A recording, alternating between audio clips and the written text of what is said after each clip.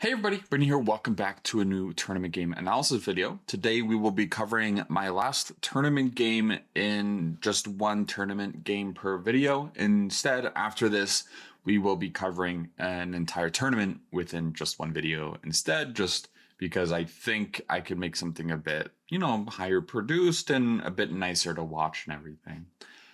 Anyways, so this time I am playing against Anna, and I was actually relatively close to having norm chances until I got my opponent, who is 1300, and so all of those chances went out the window just because you can't get a norm when you play someone so low rated. So that tilted me quite a bit.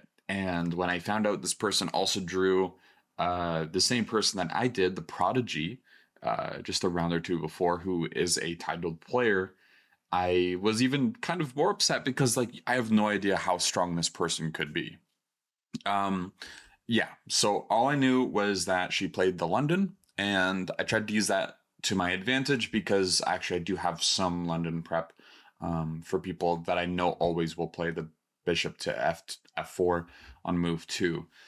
So we see d4, and I play e6, which is exactly trying to punish, kind of punish the London, but not quite at the same time. Of course, it allows e4 positions with the French, but actually I was studying a bit of the French at the time, so I felt quite comfortable there as well. Because again, if someone's a habitual London player and then they transpose back into something like the French, it's unclear how good their position or positional understanding there would be.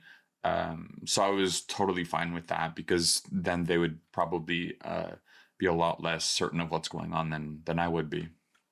And then we see bishop to f4.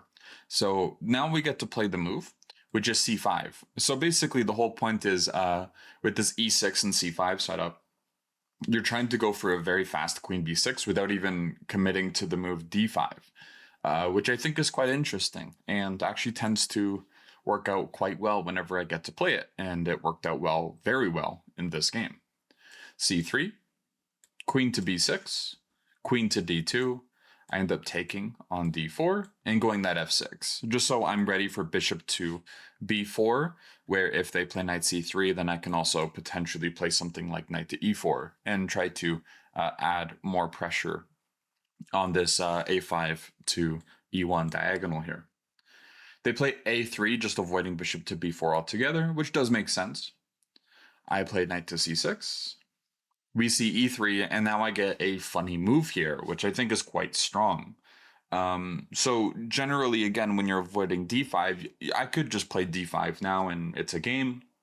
But of course, my bishop is worse than theirs, and I'm not a huge fan of those positions. Although I do feel like I got a pretty decent one where c-pawns are already traded, and my queen is on b6 successfully as well, which I don't think hurts me that much. Instead, I play the move g5, and this is quite a strong move because if you take it, you actually just end up losing material here. And there's a funny reason why. So knight e4, queen c2, natural move, takes, and then h4, right? It looks like we're actually losing the piece. But if you calculate just one move further, you see that knight e4 actually works because they cannot take the knight because of queen takes b2. So already, because of g5, I have a pretty big initiative if they play something like bishop to g3. So I play h5 and going for h4. This is kind of a normal way to play these types of positions. Whenever you get the successful g5 move in, it's actually, I feel like it's pretty commonly known. So I wasn't really doing anything too crazy here. But my opponent was definitely uncomfortable. And they played the move h3, which is not a good sign. They should be playing f3. That means they understand what's going on because h4, bishop to f2. Eventually, they'll be able to play moves like e4 and try to slowly open the position up where my king, it's not actually certain where it's going to be safe. It probably has to stay in the center. So yeah, h3 was definitely very helpful for me because now I have this other move, knight e4 again. But the extra pro of it this time is after queen to c2, knight takes g3, they have to play f takes g3. And now I'm just in this completely dominating position. And unfortunately, I just don't make it work out. So, for example, here there's two options. Clearly, we should do something to target this g3 pawn. There's two ways to do it. There's bishop d6 and queen c7. Bishop d6 I'm not a big fan of because of queen to f2. And if we then play the move queen to c7, maybe they play knight to e2. And this, I think, is a bad version of it, where there's no tactics available. Maybe we could play h4, and maybe that would be good, but maybe it wouldn't be. Clearly, white is completely stuck, but I think there's a much stronger answer, and that's queen c7 first. Why is that? Because now you have to play knight e2 pretty much, and after bishop to d6, you have to play something like king f2. This is way different than what we saw before. But okay, fine. What if they play queen to f2? And this is what I prepared. Knight takes d4. After knight takes d4, unfortunately, they don't really have a good option because they have to ignore this. If they take on d4, queen c1 check, the king has to go up. Queen takes b2 check. We win the rook in the corner. This knight is also attacked.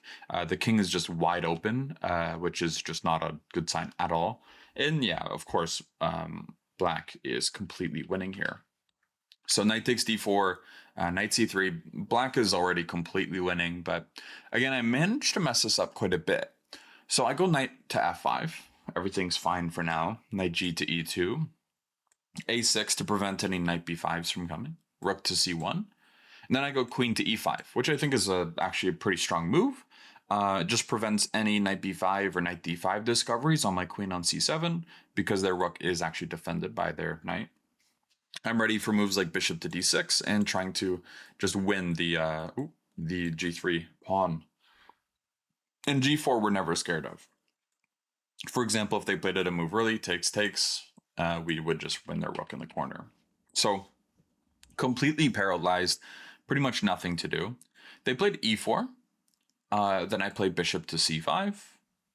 Queen to f3, again, developing all my pieces, and knight to d4. So I thought this was a pretty excellent position. I was actually not really happy with knight to d4, though. So I think this is where things started to go a little bit wrong. Knight e3 feels very, very unsecure here, where it could either... It's not likely to get trapped, I think, actually, is an important thing to say. But I don't really want to take on f1 because this bishop is just awful. So I should have really just played knight e7, and yeah, played for b5, bishop b7, and even bishop c6 if I want to, like, block up the c file, and it's just game over. But knight to d4 I think helps them out quite a bit because now all of a sudden after knight takes and bishop takes, they're able to develop this bishop, and all of a sudden, again, when we compare the two pieces, which piece is better, this one or this one? And also by trading off these two, even on e7, my knight is still better than theirs. Even then, their bishop's also bad. But by playing knight d4, it kind of just lets them out a bit. So still winning here, we're up a pawn. And I was happy with this position after b5 because I was going to go bishop to b7 and just play this out. But yeah, now rook to f1, rook to h7, and king to d2. So this is where I made my kind of fatal mistake here. I ended up playing bishop takes on c3. I was just extremely scared of these positions because I wasn't really sure what's going on. Mainly because I was worried of knight to d5 tactics. For example, bishop to b7, what about knight to d5? And yeah, this was extremely uncomfortable. I could always try taking like this, bishop takes, e takes, and then try something like bishop takes here. But you always have to be scared of something like d takes e6, where all of a sudden this rook is hanging. This guy's hanging as well, actually, already. So we have to move it. And then once we move it, bam. You can see the problems are starting to happen quite quick here. So all of a sudden, just from one kind of really silly move, and I think knight to d4, trading off the pieces, it just allows so much counterplay already. And yeah, bishop takes c3 was not the right call. All of a sudden, it is going to be an equal position. So, or if anything, my opponent's going to be the one fighting for the advantage. So it turns out after bishop to b7, knight to d5, takes. I believe we're able to take on d5. I think this is the idea. This stuff gets extremely messy, but there is a way through where black is fine. it just seems very unrealistic from me at least to find any solutions here. So I was quite upset, kicking myself pretty bad because I already missed on the norm chance, and at best I'm trying to find a draw in this game now, where my opponent's significantly lower rated, and I mean that's kind of enough right there, right? It's not gonna be a fun time. So anyways, I took on c3. Rook takes on c3, bishop to b7, trying to go maybe bishop c6. And I was really scared of rook c5 here. Rook c5 to g5, even just giving up this pawn on b2. But I don't think they need to give up the pawn. Queen to e3 was played. Bishop to c6. Oh, sorry. Yeah, queen to e3. Now they're threatening rook c5. My apologies. I go bishop to c6, allowing rook c5, hoping that queen b2, there's enough counterplay. King c1, rook c8, and the idea now is any rook c5 stuff can be met with bishop to b7, which is just kind of like a funny little trick here. Just saying, hey, bishop to b7 is playable, and then maybe things just trade off, and actually I still am up a pawn. So that could be something there. King to b1 was played. Now I have to just play bishop to b7. Rook f to c1. I end up trading on c3, and then playing g4, just hoping that rook c5 doesn't come and win a pawn. Rook c5, queen to b8, just trying to stay attached to this g3 pawn. Rook g5, rook h8, queen to d4, and then rook to f8. I don't really see anything else. And the thing is, if they take here, maybe I can take on g3. So honestly, it feels like I'm on the worst side of this, and I just need to bail out if I'm able to. And I guess that's one thing I guess can be proud of myself with, is like I know that I'm not fighting for the advantage anymore, and sometimes changing your mind in positions where everything has gone right, and then you've done just one or two silly things, and then everything is going wrong. To know that, like, okay, this position, we have to accept that the other positions, sure, I was completely winning, but what is happening right now in this position? And if you focus too much on the past, you can't really work like towards a good future, right? And here's exactly one of those cases. If you just focus on the fact that I was winning and then try to push here, this could easily be losing for black. So I think black has to accept a draw of repetition if white ends up going for it, which they do with a queen e3 to defend the g3 pawn. I go rook h8, queen to d4, rook to f8, queen to e3, and then rook to h8. And a draw was agreed. This was a very upsetting way for me to end the tournament. Just from my last round pairing, not being able to get a norm. Just even if I won the game, having amazing prep that like worked all the way through, and then playing like one or two inaccurate moves halfway through and just completely throwing it. This shows a complete lack of, like, I guess you could say, focus. Definitely focus. And I just need to be better or more attentive in these types of games. Otherwise, I'm not really gonna be able to achieve anything. So, that was kind of a rough way to end the tournament, but there's some good lessons in there, and I got to show some cool prep with e6 and c5 immediately against the London. Which, again, if you're playing against e4 and you play something like the Queen's Gambit declined, but you also play something like the French, so going all the way back here, if you end up actually playing something like the French, let's just go to the start. Then playing an e6 move order actually makes a ton of sense, because if you play the French, you probably like playing the French more than you like playing the Queen's Gambit declined. I have to be honest. I think that's true of a lot of French players, because the positions, especially at lower levels, I'd say like under 2,000 or so, I feel like the French is a very, very serious opening where it's kind of difficult to get an advantage against. So yeah, French is definitely a good way to go. And again, if they play something like c4, then yeah, you just play d5 and you transpose. But also if they play London, like bishop to f4 here, then instead of doing anything too crazy, you actually, instead of doing something like d5 where, I mean, your bishop is locked in on c8, instead you just go c5.